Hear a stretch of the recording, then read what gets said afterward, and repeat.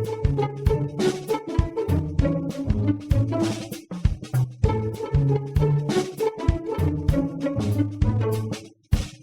morning, afternoon, evening, or night, and welcome to Lyrical Ludology, the podcast exploring the lyric games niche of tabletop role-playing games. As ever, I'm your host, Logan Timmins. Today I'm actually coming from Wathaurong country and visiting a friend of my partner, where it has been raining. We're on the coast here. It was raining pretty much all yesterday, a brief reprieve this morning, and now raining again. I'm looking out the window, and it is just very constantly coming down, which is somewhat obscuring the beautiful vista of the coast, but that's okay. That's okay. I am also seeing some nice birds that I don't usually see when I'm in my neck of the woods. That's exciting. That's exciting to me. But yes, enough about that. I am super excited to chat with my guest today, Jay Dragon. So Jay, I'll pause. I'll let you do a hot little intro of yourself and tell me what's an ordinary pleasure you're experiencing in your life right now. Hello, everyone. My name is Jay Dragon. I am a queer tabletop designer and publisher. I'm the editorial director at Possum Creek Games. You might know me best for my work on Yazeba's Bed and Breakfast, Wander Home, Sleepaway, or my lyric games on Itch.io that was how I got my start. A small ordinary pleasure I'm experiencing. I'm going to list two if that's okay, because one of them was the thrill of learning about how your weather is going on your end. That is the most delightful podcast opening I have ever been greeted with. Thank you. I immediately feel so like, yes, it is miserable and dark and wet in Philly, so I feel so grateful for that. And I think another small pleasure I've been experiencing, I have been putting together a lot of Turnip 28 miniatures, which is a Warhammer, war game, but you get little, historical miniatures. So you get, little Napoleonic French or British guys who are, much cheaper than Warhammer. And you get them, and you sculpt them to look like weird, sad freaks. And I've just been having so much fun making just these, mine all have these, horrible, tumorous snouts that just bring me, just a small joy whenever I get to build some of them. I'm always like, yeah, my guys are horrible, but, in this really kind of pathetic, wet-eyed way that really delights me. So, yeah. Nice. So cute. Yeah, I do not have the patience for miniatures creation or painting. I have a few friends who do, and I think I've seen yours on Tumblr or something. You posted a couple of Tumblr pics. Yeah, very impressive. Awesome. Thank you for sharing those delights. I also feel delighted. It's a bit worrying that our weathers are matching when we're on other sides of the world, but if we don't think about it too deeply, we can feel connected. I feel like the consolation for me is that right now it's 40 freedom units outside, which is 4 degrees normal temperature. So I imagine that even though we're both rainy, there's a gulf there in terms of what we're both experiencing right now. There is a gulf. Yes, I know. I feel more grateful for that gulf now. Thank you. Right. So as you were saying, yes, people probably likely know you for Wander Home, Sleepaway, and Yazeba's, however you want to pronounce it. But I first found you through some of your lyric games way back when. Yeah. And I think the first one was Almost, which was a one-page, one-move. Yeah, that one! Do you remember that one? Yes, I do. Almost was for the PBTA one-move jam, where it was a PBTA move where you're rolling based on kind of how much you dare to be intimate with the other person, I think was what it was, right? Where it's it was a very kind of sweet, intimate RPG that I was very proud of, even though it was kind of a thing that I tossed together for a jam. I'm hunting it down really quick. Oh man, it's at the bottom of my Itch.io page, yeah. It was a one-move game where you keep track of how many times you think about kissing your friend, and at the end, you roll to see how brave you are and how forthright you are in asking them to kiss you. Yeah. That was mind-blowing to me when I read that.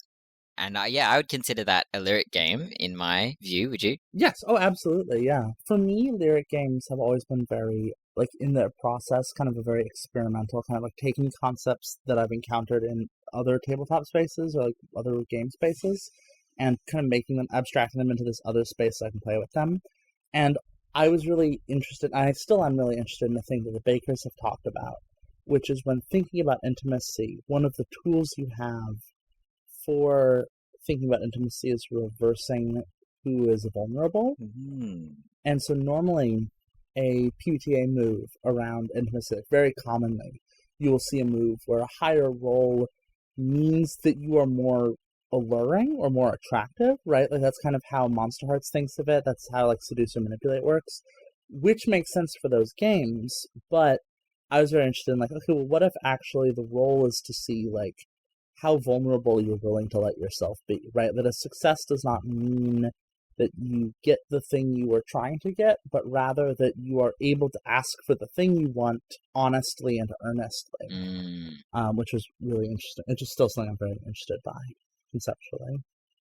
Absolutely. And I'm also really interested in intimacy in games as well. That's a good segue, though, because, yeah, I am curious, what is your definition of a lyric game? So I think the big thing to me about lyric games that is kind of my personal, like, this is what a lot of people outside of lyric games get wrong, is that it's not a genre. It's a movement, right? It's not about, here is a set of games with a limited set of parameters, and we can start sorting them and being like, this is definitely lyrical, and this is definitely not lyrical, right? I don't think that's actually a useful mode. I think that lyric games they're a group of game designers, right? They're a group of people who, in 2019, 2020, were really kind of involved in this concept. And it's a methodology, I guess, right? It's kind of like, it's like post-impressionism, right? Where it's like, you've got a bunch of artists who are united not by an agreement of philosophy, although there's tenets that lyric game designers agree on, but on like being in conversation with each other and being like, let's explore games in this way. And then since then, other people have come along and been like, I want to explore games the way these people explore games. And so they made lyric games that are in conversation with these other lyric games. But although there are traits that are common throughout a lot of lyric games, there are a lot of games, basically any one definition someone can give for a lyric game, you can probably go on itch.io and find a game that is kind of undeniably a lyric game that rejects that definition. Totally. It's kind of my personal feeling on it, right? That kind of every definition I've seen is unsatisfactory. Instead, I'm interested in like, this is a shared creative movement, or like it's an elaborate conversation happening between many people over the course of multiple years, kind of, for me, very strongly in relation to the pandemic and kind of immediately pre-pandemic, where playing got harder, right? And so lyric games kind of exist in relationship to that. Although they predate the pandemic, I do think that like there's a relationship there in terms of like how people engage with them. Totally. That piece you said around lyric games are a movement where designers and games are in conversation with each other, that rings really true for me. As I said, with your game, Almost, that inspired me, and like I hacked that basically. What even was that game called? Future me, remember and put the name here. Future Logan here. The name of the game that I made and forgot the name of is Believe, which you can find on my itch page. Anyway. And then I was seeing lots of games like from Maria Misson and Ray Najati, and there was the whole Sword Dream movement felt sort of related to that as well. And like Sword Dream is interesting, right? Because it was, in terms of its manifesto and its goals, it was kind of the opposite of lyric games, right? Like it was kind of striving for a lot of oppositional desires, but it was the same group of designers, because it was a period where the OSR is suddenly a lot easier to access than it was previously, partially because a lot of sex pests have been removed from it, right? So a lot of blogs are being visited. And story gamers are seeing kind of a rise in popularity, right? There's kind of a large wave of new game designers coming in. And itch.io created this very kind of perfect mingling site where you've got people who are coming at it from an OSR perspective, right? They're making dungeons, they're making adventures. They were making things that were very uninterested in rules and very focused on prosody and conveying kind of a concept to someone to utilize. And you've got story gamers who are really interested in kind of like emotional resonance and the mechanisms that elicit emotions. And so when you've got those people talking to each other, it was almost like in that period, like 2019, 2020, when we were all really like, okay, we have these two big philosophies around play. And there's a lot of different ways we can start fitting them together. And I think Sword Dream is one of those combinations, and Lyric Games is another one of those combinations to me. Yeah, I like that a lot. Lyric Games is just a combination of ways that designers have come together with different philosophies, and then the outpouring of that. Yes. That experimentation of like, how do these things work together? How do they not? How do we like challenge various assumptions? Yeah. What happens when we take this like proposal or this blog post or this notion and we extend it? What happens when we like elaborate on it and take it to its conclusions or take it in a different direction? How can we play with games in a way that is not concerned with usability or practicality? Or for me, one of the definitional divides in a lyric game, as myself as a lyric game designer versus like what came before me, is a conversation I had with Avery Alder when she was dev consulting on Yazeba's Bed and Breakfast. And Yazeba's is not a lyric game, but like I'm a lyric game designer. People who worked on it has that DNA in it. And Avery was giving a lot of feedback, and one of the first big points of feedback she gave was, if you want to design this for ease of access, you need to make this change and that change, and you need to make this a lot easier. Like, why is there a page and a half of narrative flavor text before you get to the chapter? Why don't you cut it? And the thing is that if you're designing from a story game approach, right, your number one goal is that people can pick up your thing and understand it as quickly as possible. And that's not the lyric game goal necessarily. And so that division of like, oh, well, but no, it's important. It's the weird useless thing is actually really important, even though it feels really unimportant. It actually really matters. And that to me is very lyric game. Yeah. Right? Is that like, oh, this thing, how do you play with it? It's unplayable. Yes. Correct. That's why it's so important. Yeah. Yeah, totally. I've read a lot of lyric games, I feel, that have this sort of context around it that maybe at first you're like, what do I do with this? How am I supposed to be interacting with it? But even just reading it and having that reaction or having a reaction is part of the whole experience. And if you take that context out, it takes away like a big chunk of the experience, even though you can't like play it. Yeah. Yeah, no, that's a really good point. Yeah, if you think about Maria Mason's work, right, like I Eat Mantras for Breakfast, which is still one of my favorite games. I Eat Mantras for Breakfast is, for those of you who haven't seen it, right, it's a series of Instagram slides alternating between these kind of rainbow backgrounds and these very black backgrounds, which feature this very surreal chanting text that includes a combination of instructions on engagement, but then not really. It's kind of more focused on like, here are phrases, and it's like some of them feature instructions to repeat or define, but many others are just kind of presented to you.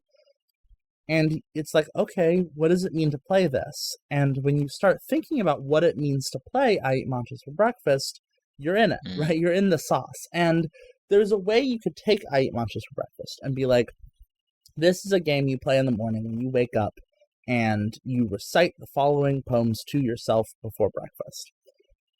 You could add that text, right? It would be like one sentence, and it would be much more clarifying. It would help people a great deal when it comes to entering into the game. But it would undermine the structure of the game. It would undermine the fact that the game isn't actually trying to make sure you play it the right way. It's trying to be like, here's a thing. Here is something bizarre and magical. Do something with it, right? Pick it up and hold it in your hands and fuss with it. However you got to do that. Yeah, there's a lot more like, here's an experience or here's a moment. How do you want to use it? How do you want to experience it? That is free of instruction and can be a bit scary, I guess, or a bit off-putting even for people who are used to a lot more instruction, but it creates such a different experience from one that has clear instructions. I think, yeah, like you said, that's a big part of lyric games. And there are many more parts to come to discuss of lyric games and also of this podcast. So stick around, more episodes will be dropping soon. And if you like what we're doing here, I would really appreciate if you subscribed wherever you're listening to this, if you shared it with someone who you think would also enjoy this, and you can support me either by buying my games of the lyric kind or other on my itch page, which is breathingstories.itch.io, or you can shoot me a donation via my Ko-Fi, which is ko-fi.com/Logan Timmins. Intro music is Fuzzball Parade by Kevin MacLeod via Upbeat. Lyrical Ludology logo is by Monet Jagans, who you can find at theothermanet.com. That's all one word, theothermanet.com. And I'd like to thank Maria Misson for helping me with this outro. Remember, feel your feelings and say hi to a bird for me. Bye!